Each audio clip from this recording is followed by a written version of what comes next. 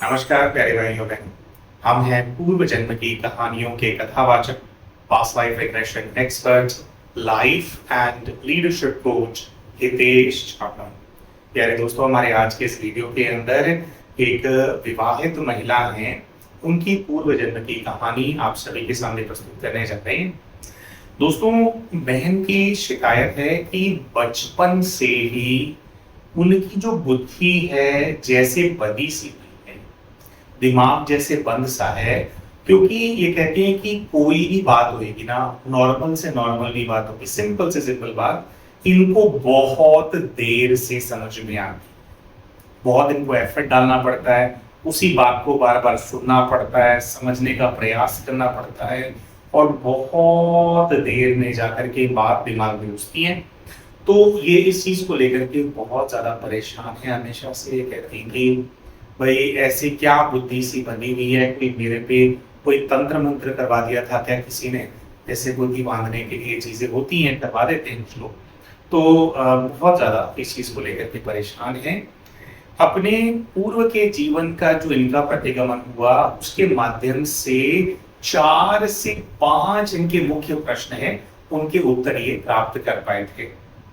दोस्तों, आप सभी को हम बताना चाहते हैं कि एडवांस प्रॉक्सी पीएलआर की जो टेक्निक होती है उसके माध्यम से इनके पूर्व का जो जीवन है उसको एक्सप्लोर किया गया। इनके जितने भी प्रश्न थे उनके उत्तर इनके सामने प्रस्तुत किए गए। एडवांस प्रॉक्सी पीएलआर के अंदर क्लाइंट जिनकी स्थिति ऐसी होती कि वो ट्रांस में नहीं जा पाते, जिनको डर लगता है या कॉन्फिडेंस बहुत लो होता है, तो उनके बिहाफ पे जो हीलर होते हैं तो वो उनके ब्रह्मांड के अंदर प्रवेश करके उनके पूर्व के जीवन के दृश्य हीलर के सामने इमर्ज होते हैं।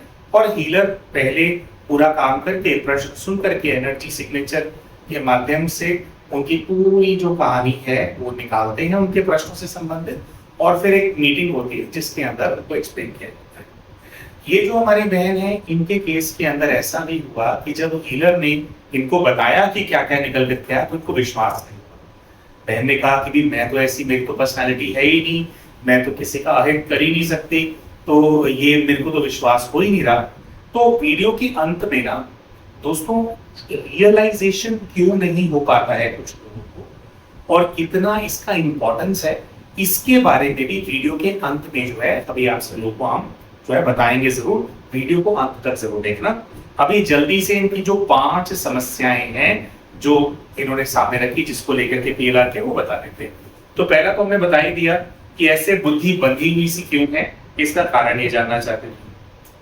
दूसरा, इनके पति बहुत ज्यादा टॉक्सिक हैं, शराब वराब भी पीते हैं, झगड़ा करते रहते हैं, तो मेंटली बहुत ज्यादा वो भी जैसे एक प्रेशर सा बना करके रखते हैं, बहुत ज्यादा झगड़ा करते हैं। तो ये बार बार सोचती है कि मैं इतना झगड़ा करती हूँ, इतना मैं परेशान हो रही हूँ, तो मुझे इस रिश्ते में रहना भी चाहिए या नहीं चाहिए। तो पति इतना ज्यादा परेशान क्यों करते हैं, वो भी कार्मिक कनेक्शन जानना चाहते थे। फिर एक बहुत ही इंटरेस्टिंग केस है इनकी ना, एक बेटी है, बिटिया है। तो बिटिया जो है वो बार बार बीच में आ जाती है, बहुत ज्यादा प्रोटेक्टिव है इनको लेकर के। जैसे पति बहुत ज्यादा परेशान करेंगे, तो बेटी बड़ी हो गई है, एग्जैक्ट एज तो हमारे को नहीं पता, लेकिन शायद 18, 19, 20 वर्ष की तो होगी बच्ची अब। तो वो जो है ना बीच में आकर के इनको बहुत प्रोटेक्ट करती है। जैसे दादी भी है उनकी, इनके पति की मदर जो है शायद वो भी कुछ त्रास लेते हैं, तो बेटी इनका साइड बहुत लेती है, इनको बहुत प्रोटेक्ट करती है, तो काफी इनको बचा करके रखती है। लेकिन जब बेटी को गुस्सा आता है, जब बेटी का दिमाग थोड़ा सा डिस्टर्ब होता है, मतलब किसी चीज से वो खुद परेशान है, तो वो खुद इनसे बहुत झगड़ा करती है और अपनी ही माँ के ऊपर हाथ भी उठा देती है, मतलब चांटा मार देती है, और कई बार कई चांटे मार देती है, मतलब कि फिजिकली अपने मम्मी को जैसे वो कर देती है। समझ गए आप लोग, मतलब अपनी ही बेटी जो वैसे तो प्रोटेक्टिव है लेकिन अपनी माँ के ऊपर हाथ उठा देती है। तो बड़ा ही शॉकिंग है और ये सुनना कि भाई एक तरफ से आप प्रोटेक्टिव हो, दूसरी तरफ से आप हाथ उठा रहे हो, है ना। तो इसका भी कारण जानना चाहते थे, और बेटी को कोई गिल्ट भी नहीं होता उस चीज के ऊपर। तो बड़ा एक कॉम्प्लिकेटेड सा रिलेशन है, जानना चाहते थे। फिर एक प्रॉब्लम जो है वो इनके मायके से रिलेटेड है। मायके में इनके दादाजी हैं, भाई हैं, जिनको ये बहुत प्रेम करते हैं और इनको बहुत दुख है क्योंकि काफी समय से इनके जो भाई हैं उन्होंने इनसे बात करना बंद कर दिया है, इनको ब्लॉक ही कर दिया है।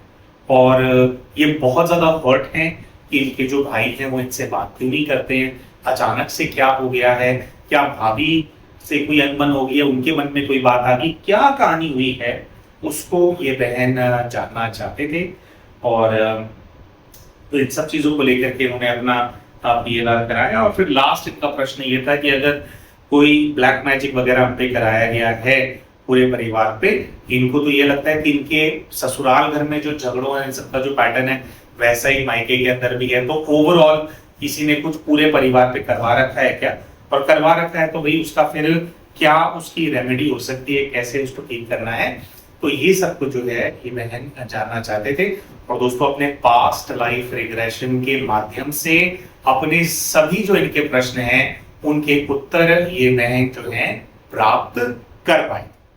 तो प्यारे भाइयों और बहनों, हीलर के सामने जब इनके पूर्व के जीवन के दृश्य इमर्ज होने लगते हैं तो उस दृश्य के अंदर एक गैदरिंग नजर आती है जिसके अंदर अपनी बेटी का रिश्ता लेकर के एक बहुत ही संपन्न समृद्ध परिवार है।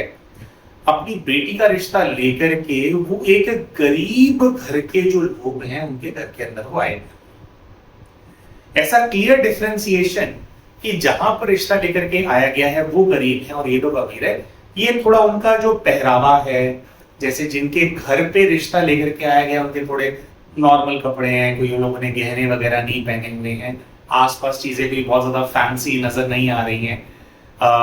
लेकिन जो लोग आए हैं उनके सबके कान छिरे हुए हैं। ऐसा दिख रहा है कि सोने और डायमंड की बालियां सब लोगों ने पहनी हुई है।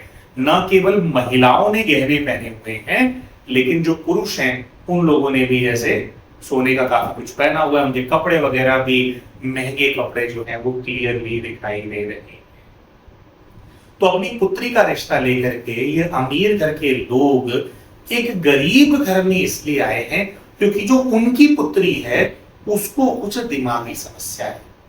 और दिमागी समस्या ऐसी है कि वो कोई बहुत ज्यादा उत्पात नहीं मचाती, ऐसा कुछ नहीं करती, लेकिन अपनी उम्र की जो कन्याएं हैं उनसे वो कुछ पीछे है, उसको चीजें थोड़ी कम समझ में आती हैं, जिस पुत्री का रिश्ता लेकर के वो लोग आए और अपने जो उनका स्टेटस है उसके अंदर पुत्री का विवाह वो नहीं कर पा रहे हैं।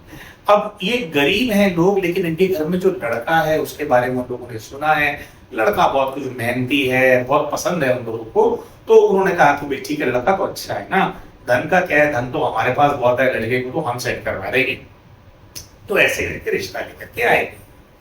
एक और दृश्य इमर्ज होता है जहां पर सभा बैठी है, वहां से लड़का उठ करके जैसे जाता है डिसीजन लेने के लिए।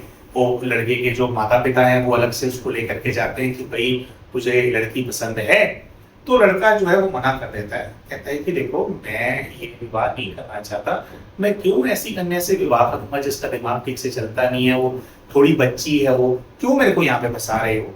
तो उनके माता पिता जो है लड़के को कन्विंस करते हैं कि देख हमारे घर में बहुत ज्यादा आर्थिक तंगी है, ठीक है तू नौकरी वगैरह कर रहा है लेकिन फिर भी तेरे को पता है कि बड़ी मुश्किल से गुजारा होता है, अगर तू यहाँ विवाह कर लेगा तो काफी तेरे को जमीन ये लोग ट्रांसफर कर देंगे, कोई उनकी फैक्ट्री वगैरह है, कोई उनका अच्छा खासा बिजनेस है, पूरा बिजनेस जो है एक वो तेरे नाम पे करने को तैयार है, हम लोगों के भाग खुल जाएंगे।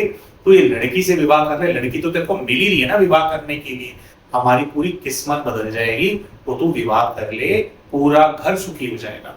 तो काफी देर तक ऐसा दृश्य इमर्ज होता रहता है कि वो लड़के को कन्विंस करते हैं और जो सुनहरा सपना फिर उनके माता पिता उनको दिखा देते हैं और ये जो समृद्धि उनके घर के अंदर आने वाली होती है, इस चीज को एक्सेप्ट करके वो जो लड़का होता है वो विवाह के लिए मान जाता है। और फिर ऐसा दिखता है कि भाई जो विवाह है वो हो गया है। आगे का और दृश्य आता है कि अब जब विवाह हो गया है और विवाह होकर के वो कन्या इनके घर के अंदर आ गई है, तो इनके जो घर है उसका जैसे कायाकल्प हो गया। पहले जो वहां पर फर्नीचर नजर नहीं आता था, अभी जहां पर ये लोग रहते हैं वहां फर्नीचर नजर आने लग गया है, कुर्सियां नजर आ रही हैं, नए खाट नजर आ रहे हैं।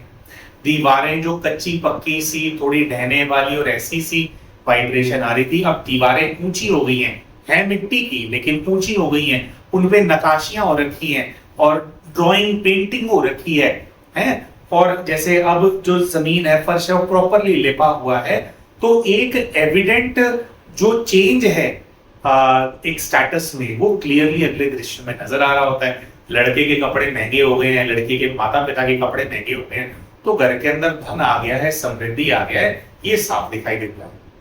लेकिन जो लड़का है वो बहुत ज्यादा बेचैन है, इसकी कुछ और भी कहानी, और उस कहानी के अंदर ऐसा नजर आता है कि जो लड़का है ये अपने घर वालों से, सब लोगों से छुप करके इसी के गांव की एक कन्या है उससे मिलने के लिए जाता है। और ऐसा समझ में आता है कि ये लड़का इस कन्या से प्रेम कर, कन्या उसको कह रही है कि भाई तुमने मुझे धोखा दे दिया है, भाई ये क्या तरीका है, भाई ऐसे तुमने वहां विवाह कर लिया है।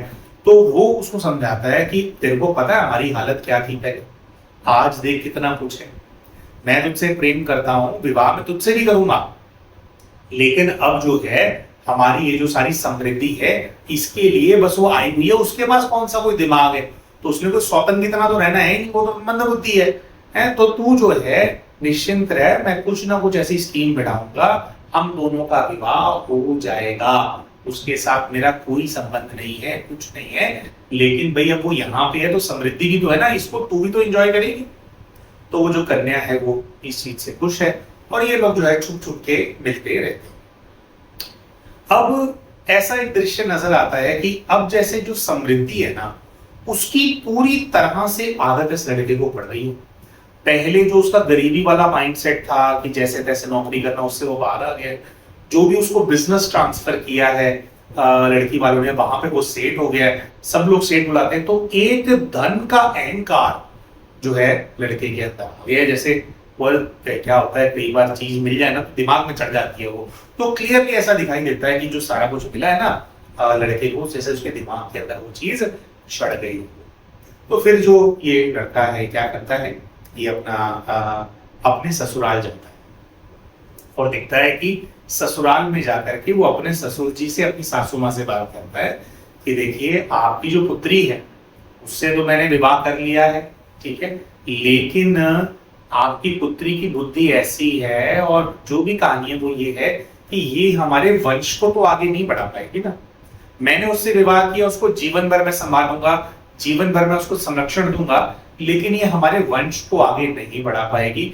मैंने बहुत सोचा, मैंने बहुत इस चीज को वर्कआउट करने की कोशिश करी, लेकिन उसका बच्चा दिमाग है तो हम लोग जो है इन्वॉल्व भी नहीं हो पा रहे। मैं उसको संरक्षण दूंगा, लेकिन हमारे वंश को आगे बढ़ाना है, मैं अपने माता पिता का इकलौता बेटा हूं, तो आप इस चीज की अनुमति दीजिए कि मैं दूसरा विवाह कर सकूं। अब जो कन्या का पिता है और जो उसकी माता है वो बहुत ज्यादा सोच में पड़ गए हैं। जो पिता है वो अपनी पुत्री से बहुत ज्यादा प्रेम करता है, लेकिन उसको अपने दामाद की बात समझ में आ रही है। दामाद ने ये सारा एंगल इन लोगों के सामने नहीं रखा कि मैं किसी और से प्रेम करता हूं, ये कहानी है वो कहानी, वो तो उसने छपा करके रखी, बहुत तेज है। लेकिन उसने ये बात जो बोली, ये बात उसके ससुर को समझ में आ गई, और ससुर को जो है मेनली उसको यही कंसर्न था कि भाई हमारे बाद हमारी पुत्री का क्या होगा। तो पूरे जीवन भर, चलो उसको घर तो मिल गया ना, वो प्रोटेक्टेड तो रहेगी ना, धन संपदा की भी हमने सारी कहानी वहां पे सेटिंग कर दी है। तो जो ससुर है वो मान जाते हैं। और अगले ही फिर फर्दर जैसे दृश्य इमर्ज होता है तो उसमें ऐसा दिखाई देता है कि जिस कन्या से ये व्यक्ति प्रेम करता था, उस कन्या को लेकर के वो घर के अंदर आ गया है। तो अब जैसे वो उसकी दूसरी पत्नी की घर के अंदर आकर के रहने लग गई है। लेकिन ये चीज बहुत ही एविडेंटली उसके अंदर दिख रही होती है कि विवाह होने से पहले, जब पहला विवाह भी नहीं हुआ था, जब थोड़ी दरिद्री थी, हैंड टू माउथ सिचुएशन थी, तब जो लड़का है उसका नेचर, उसके विचार अलग थे। लेकिन जब से इसके पास धन आया है, ये सेठ वाली मेंटालिटी हो गई है, तब से ना वो अहंकारी बहुत हो गया है। और जैसे पैसा मिल जाए, फ्री का पैसा, उसका भी एक चस्का सा लग जाता है कि मिल गया ना, एक था नहीं। और ये होता है कि थोड़ा कि भाई इसका भी एक जैसे अलग ही होता है। तो अब जो है ऐसा दिखाई देता है कि जो दूसरी कन्या को वो ब्याह करके लेकर के आया है, वो तो उसके जैसे गरीब घर से, जैसे ये गरीब घर के थे वैसे वो गरीब घर की थी। तो ये लड़का अपनी जो है दूसरी पत्नी से झगड़ा करता है, और झगड़ा करके उसको कहता है कि भाई तेरे तो मौज हो गई है, तेरे को तो फ्री फंड का इतना अमीर वो घर वो मिल गया है, तेरे माँ बाप है वो जो है मेरी इज्जत करते ही नहीं है। तो कन्या उसको कहती है कि भाई कैसे इज्जत नहीं करते? तो कहता है कि देखो मैं इतने बड़े घर के अंदर उन्होंने अपनी बेटी का ब्याह किया है, मेरे पास इतना धन है, इतना वो है, तुम्हें नहीं लगता कि उनको कुछ तुम्हारे को देकर के बेचना चाहिए? यानी कि पहले वहां से जो दहेज मिला उससे जो अमीरी आ गई उसका चस्का इसको लग गया है। अब जिस कन्या से ये प्रेम करता था इसको उससे भी दहेज चाहिए। तो ये वाली बात सुनकर के जो दूसरी कन्या होती है वो बहुत ज्यादा भड़क जाती है, और वो कहती है कि ये तुम क्या बोल रहे हो, भाई तुम्हारे को हमारे घर की हालत पता नहीं है ना, हम कहाँ केपेबल है ये वो करने के लिए। तो वो कहती है कि ठीक है, तुम्हारे को ऐसा लगता है कि मैं फ्री में ये सब कुछ एंजॉय कर रही हूँ, तो तुझे मुबारक हो तेरा घर, तुझे मुबारक हो तेरी पागल बीवी। सेकंड वाइफ बोल रही है पहली वाइफ के बारे में, तेरी पागल बीवी तेरे को मुबारक हो, मैं यहां से जाती हूँ। अब जैसे ये बात होती है तो वो जो लड़का होता है वो घबरा जाता है, क्योंकि एक्चुअली में वो प्रेम तो करता होता है उससे, लेकिन लालच उसके सर के ऊपर हावी हो रहा था। तो वो अपनी पत्नी को ऐसे कन्विंस करता है, उसको फिर वो एकदम टोन बदल लेता है, मैनिपुलेट करने लगता है, और उसको मैनिपुलेट करके बोलता है कि अरे तुम ऐसे क्यों सोच रही हो, तुम्हें मैंने कुछ गलत बोला है क्या? मेरी जो इज्जत है वो तुम्हारी भी तो इज्जत है। अगर मेरी इज्जत कहीं पर नहीं हो रही है, चाहे तुम्हारे घर वाले नहीं कर रहे, तो इसका मतलब है कि तुम्हारी भी तो इज्जत वो नहीं कर रहे। प्रेम अपनी जगह पे है, लेकिन कुछ तो हिसाब होता है। मैं थोड़ी कह रहा हूं अपना सब कुछ बेच दो, लेकिन ऐसे थोड़ी कि फ्री में कन्या जो है वो बेच देंगे। यहाँ पे तुम यहाँ पे फ्री में एक तरह से आ गई हो, मेरे घर वाले तुम्हारी इज्जत करेंगे क्या? मुझे तो तुम्हारी इज्जत की चिंता है। मैं चाहता हूं कि कुछ तुम वहां से लेकर के आओगी तो कभी कोई तुम्हारी जो इंटेग्रिटी है उसको क्वेश्चन नहीं करेगा, कभी किसी की जुबान नहीं खुलेगी कि तू फ्री में ब्याह करके आ गई है? तब इस प्रकार से वो अपनी दूसरी पत्नी को मैनिपुलेट करता है, और दूसरी पत्नी जो है वो मैनिपुलेट हो भी जाती है। फर्दर दृश्य ऐसा नजर आता है कि अब उसकी जो दूसरी पत्नी है वो वापस अपने मायके गई है, और अपने मायके में जाकर के बहुत झगड़ा कर रही है, और वो अपने पिताजी को बोल रही है कि भाई आपने ऐसे ही मेरे को वहां पर ब्याह दिया है, आपने कुछ भी नहीं दिया, मेरे को 2 जोड़ों में वहां भेज दिया, इतना बड़ा उनका घर है, मेरे को तो वहां पे बातें सुनने को मिलती हैं। और वो जो कन्या है सिर्फ ये बात नहीं बोलती है, ये बात बोलते ही वो अपने पिता को ऐसी बात बोलती है जिससे उसके पिता का दिल टूट जाता है। वो कन्या सीधा ये बोलती है उनसे कि भाई देखो सीधी सी बात है, अब आप कुछ दहेज मेरे को देकर के भेजोगे, कुछ मुझे जमीन जायदाद का हिस्सा देते हो तो ठीक है, वरना मैं तुम लोगों से कोई रिश्ता नहीं रखूंगी। मैं ऐसे घर में नहीं आऊंगी जो अपनी बेटी के हाथ में कुछ नहीं रखते। जो पिता था चाहे वो गरीब था, लेकिन अपनी पुत्री से बहुत बहुत प्रेम करता था, बहुत ज्यादा अटैच था, और पुत्री की ये बात सुनकर के कि अगर दहेज नहीं दिया तो मुझसे सारे रिश्ते तोड़ देगी, ये बात जैसे उसको बहुत ज्यादा चुभ जाती है।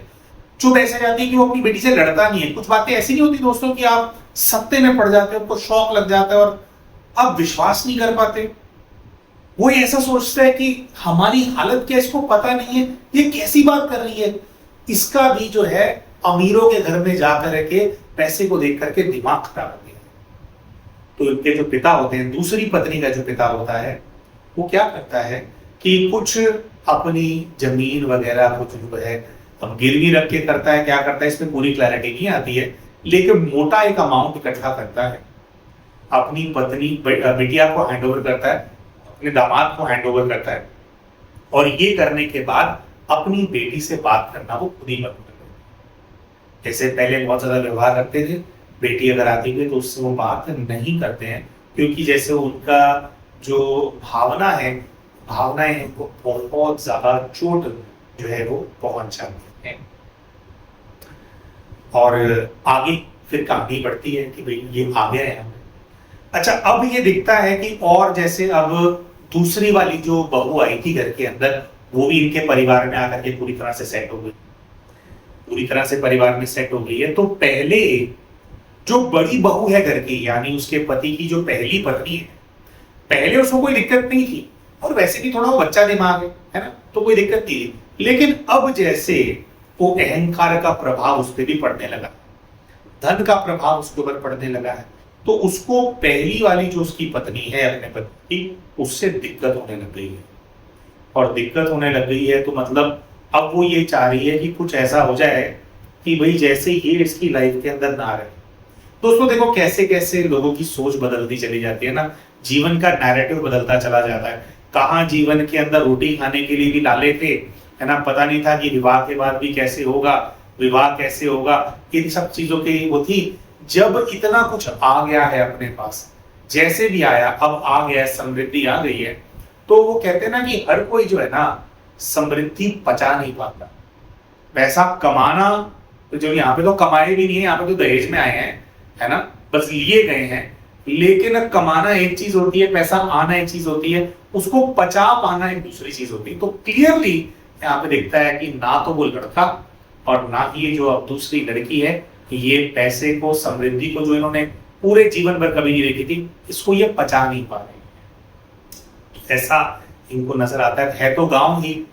तो ये जो छोटी वाली बहू है, छोटी वाली जो पत्नी है, ये बड़ी वाली पत्नी के साथ अपनी सौतन के साथ जाती है पानी भरने के बहाने से।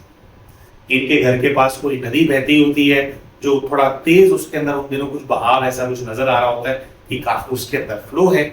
अब वो दूसरी वाली जो है उसको तो दिमाग थोड़ा कम है, तो इसको कहते हैं कि ठीक है तुम ये वाले भरो।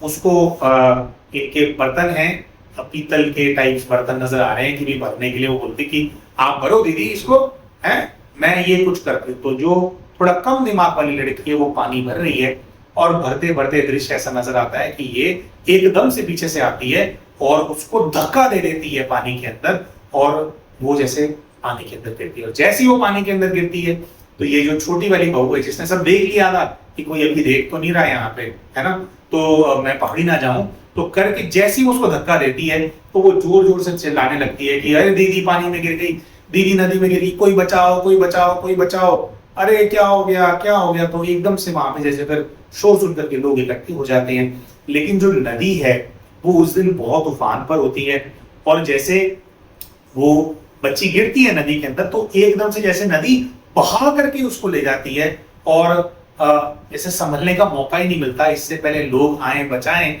तो वो नजरों से ही ओझल हो जाती है कि कहाँ वो बच्ची गई। और वो नदी के बहाव के अंदर वो जो मंद बुद्धि वाली, थोड़े कम बुद्धि वाली जो वो कन्या होती है, उसकी मृत्यु हो जाती है। और जैसे हमने बताया उसकी डेड बॉडी तक नहीं मिलती है। अब एक फर्दर दृश्य यहाँ पे सामने आता है दोस्तों। जो फर्दर दृश्य यहाँ पे सामने आता है उसमें दिखाई देता है कि उस कन्या के जो पिता है वो आग बबूला हो गया। कौन सी वाली कन्या के? वो पहले वाली जो थोड़ा कम दिमाग वाली थी, उसके पिता हो गए बिल्कुल आग बबूला।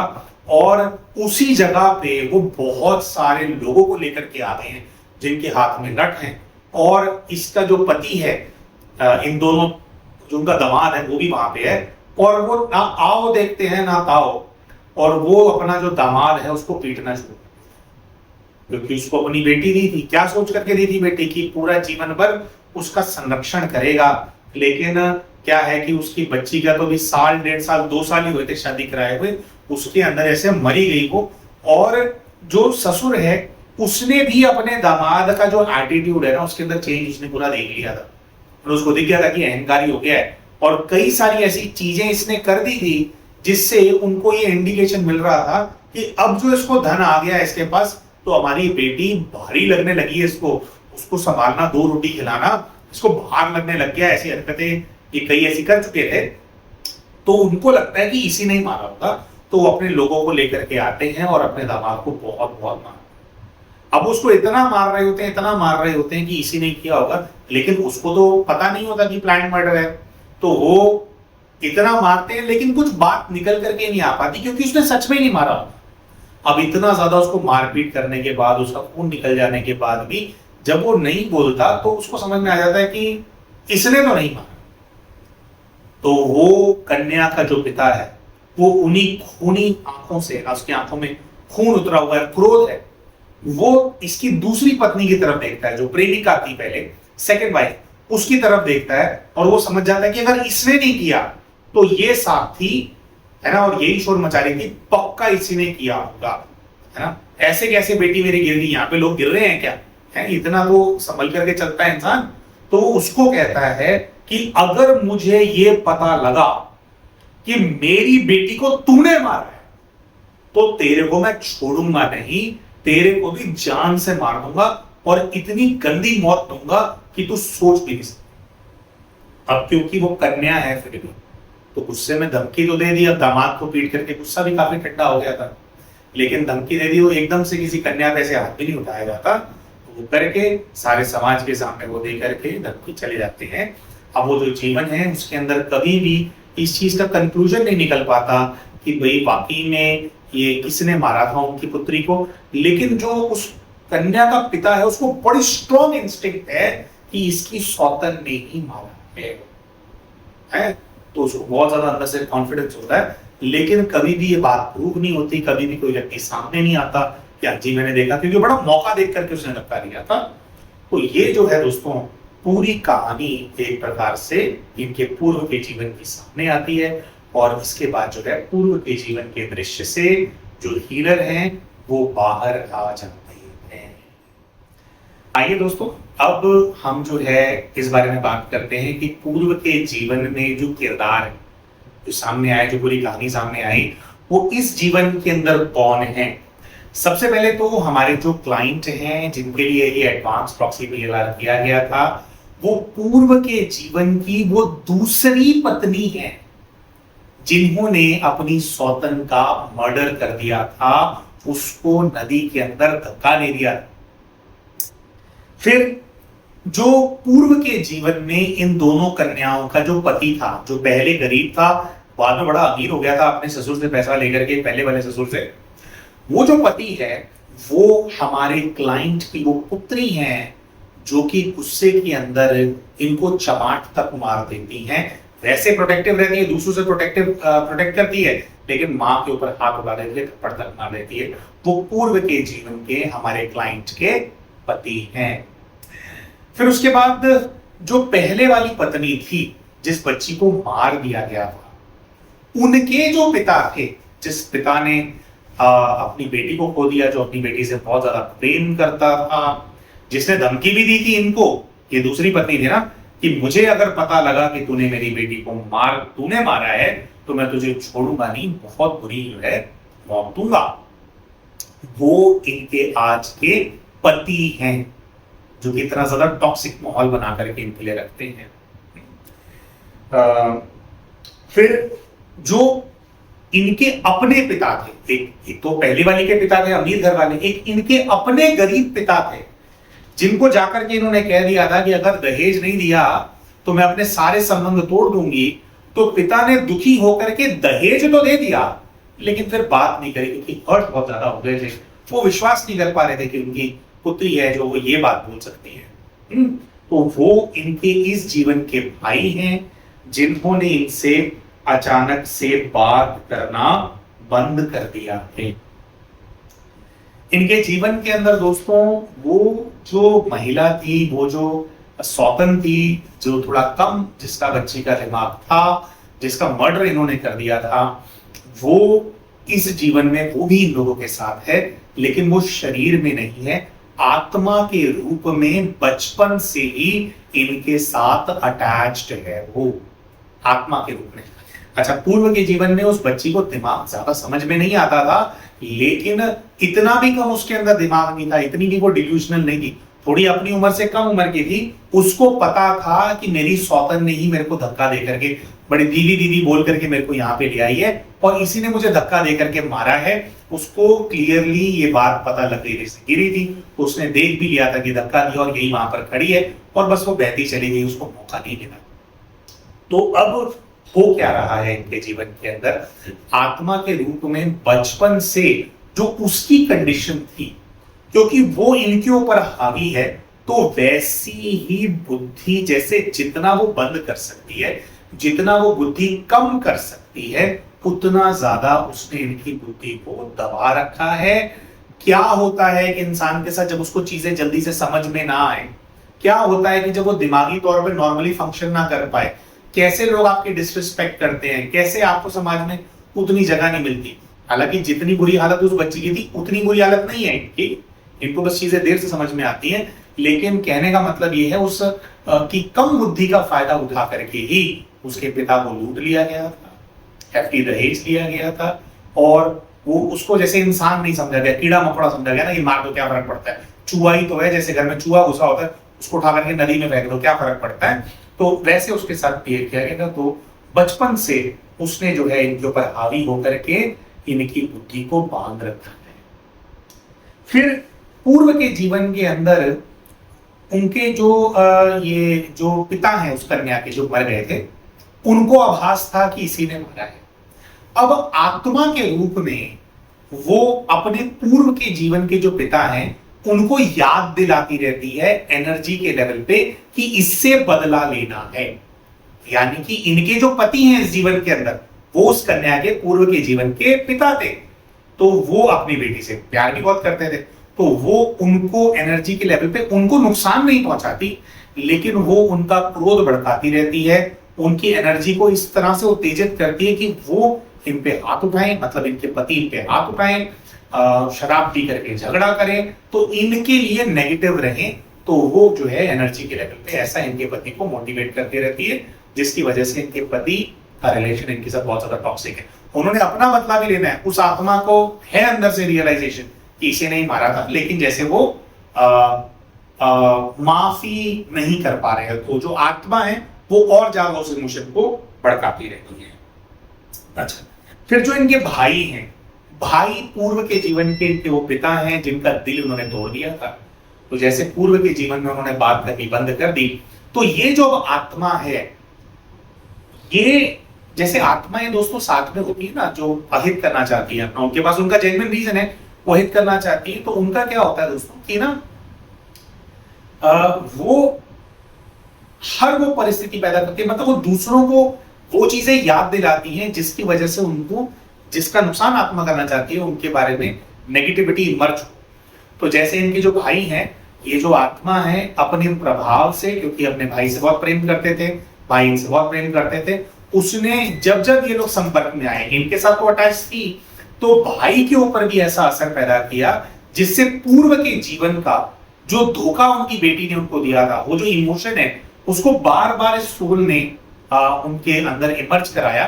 तो आज जो इनके भाई हैं उनके अंदर की भावना ये है, जब भी वो इनके बारे में सोचते हैं तो उनको ये इमर्ज होती है कि ये विश्वास करने लायक है नहीं, ये धोखा देगी, ये धोखेबाज है ना।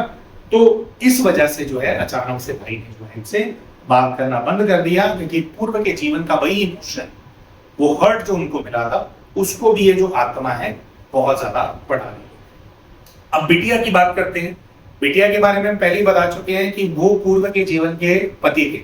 तो पूर्व के जीवन में भी पति जो है वो बहुत ज्यादा प्यार करता था इनसे, बट लेकर के बहुत ज्यादा पॉजेसिव भी था, और पुराने जमाने में चाहे प्यार करता हो कुछ करता हो, मारपीट करने की उसको आदत थी। तो इस जीवन के अंदर भी इनकी बिटिया जो है वो इनको बहुत ज्यादा अपना समझती है, जिसकी वजह से वो दूसरे को इनको कुछ कहेंगे ये तो उसको बिल्कुल बर्दाश्त नहीं है।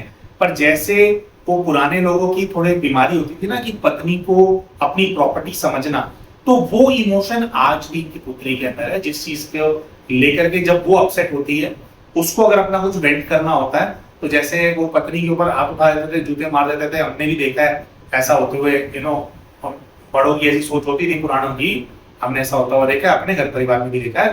तो वो अपना फ्रस्ट्रेशन वही जैसे पति निकाल देता था अपनी पत्नी के ऊपर, तो ऐसा था कि वो प्यार भी करता था, उसको अपने साथ रखना भी था इस पत्नी को, लेकिन कहीं जाने भी नहीं देता था, अपने हिसाब से सब कुछ करवाता था। तो इसीलिए वो हक समझ करके जब वो फ्रस्ट्रेटेड होती है तो वो भी जो है इनके ऊपर हाथ उठा रही है। फाइनल जो दोस्तों इनका प्रश्न था कि भाई क्या हमारे पे किसी ने ब्लैक मैजिक करा दिया है क्या? तो वो ब्लैक मैजिक तो क्या है, वो जो बच्ची है, जो आत्मा है, उसका ही प्रभाव इनके ऊपर है। दूसरा जो बहन है वो ये भी थोड़ा इनका ये था कि हमारे मायके में भी सेम प्रॉब्लम है, तो क्या किसी ने कलेक्टिव ब्लैक मैजिक कराया? तो उसका आंसर ये था कि अलग से किसी ने ब्लैक मैजिक नहीं कराया है, और इनके मायके में जो भी समस्या चल रही है उसका कारण कुछ और है। ऊपर से ऐसा लग रहा है आपको कि वहां पे भी झगड़े होते हैं, वहां पे भी समस्या है, लेकिन वहां का कारण अलग है। और आपके अभी जो यहाँ पे प्रश्न थे उनका यहाँ का कारण सामने जो है निकल करके आया। तो मेनली वो जो बच्ची की सोल है वो मैजिक किसी ने नहीं करा है, लेकिन वो जो सोल है वो इन्वॉल्व है। और अब जो है इनको कैसे ये ठीक हो सकते हैं, कैसे अपनी बुद्धि को वापस खोल सकते हैं, इसकी जो रेमेडी है वो निकल करके आई।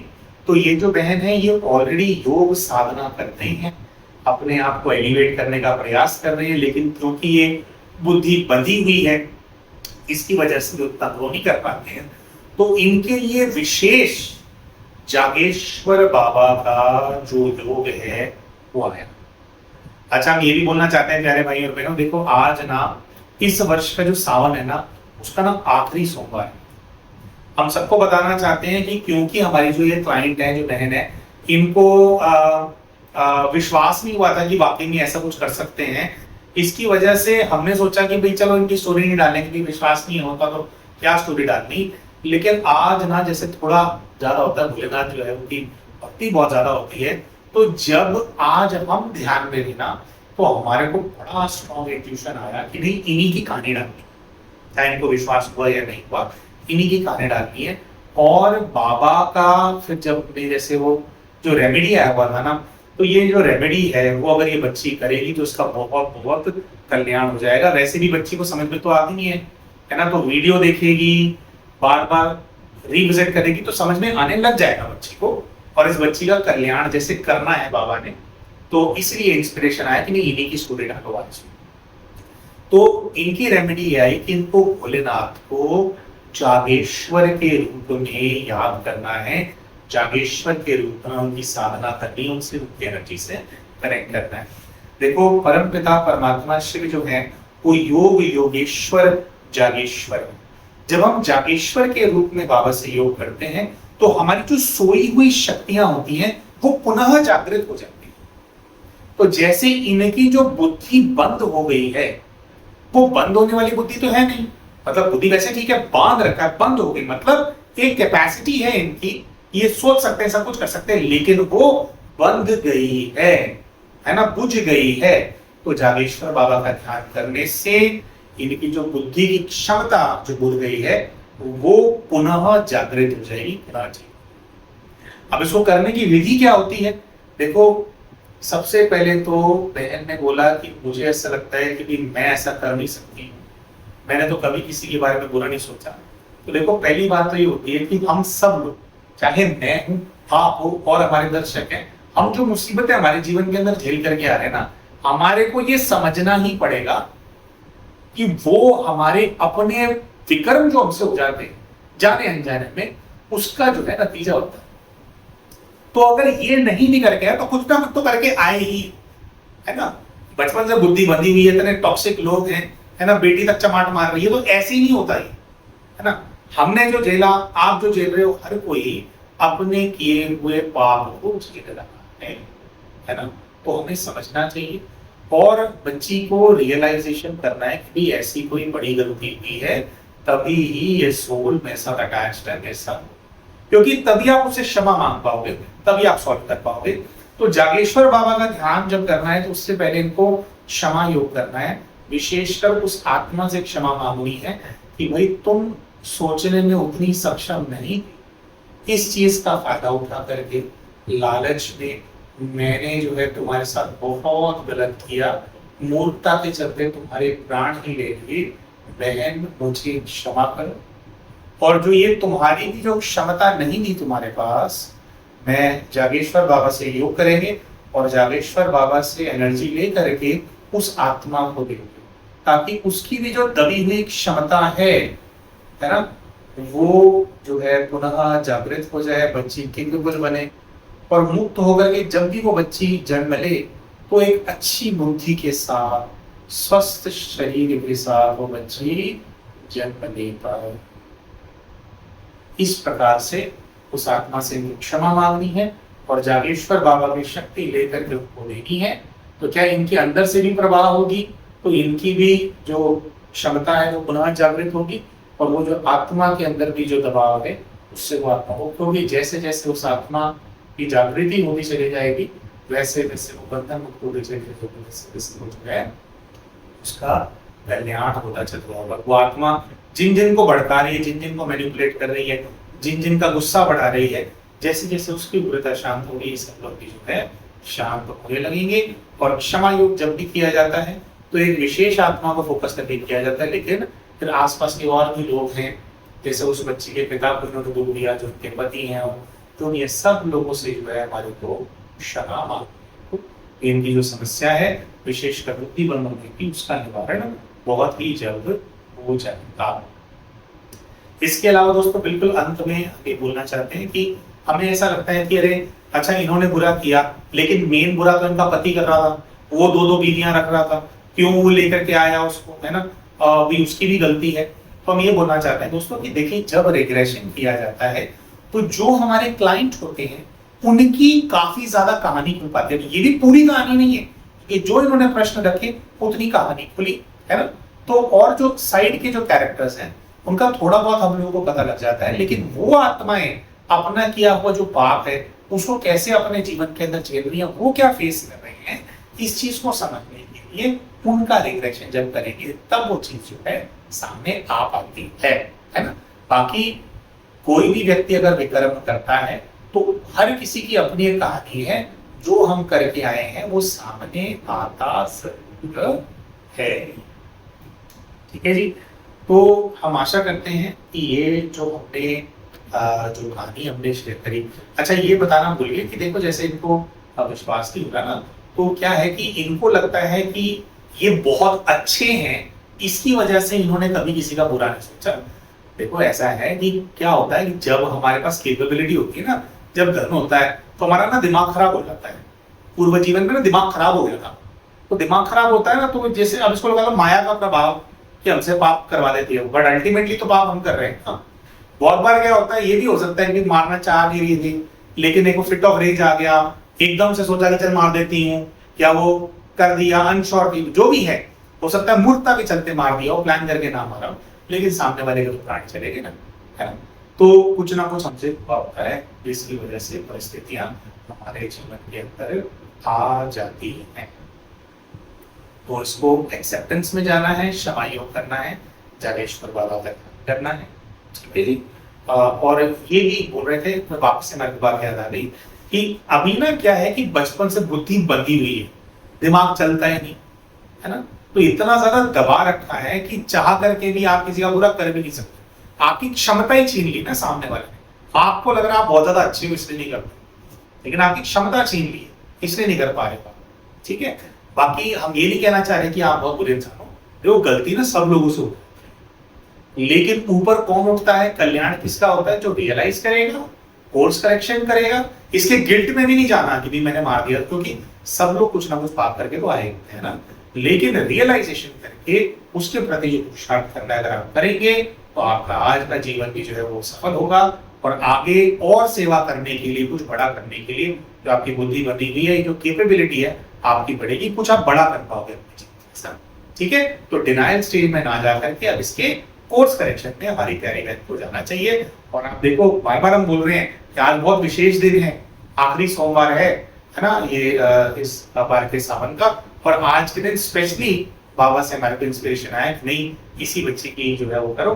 बहुत आप विशेष बच्चे हैं, भोलेनाथ के, गलती हुई है भले, लेकिन वो चाहते हैं कि आपका कल्याण हो, तो एक्सेप्टेंस मोड में जाओ और सॉल्व करो सब कुछ बड़ा करना। ठीक है। मिलते हैं आप सभी से हम अपने दूसरे अगले वीडियो के अंदर, तब तक के लिए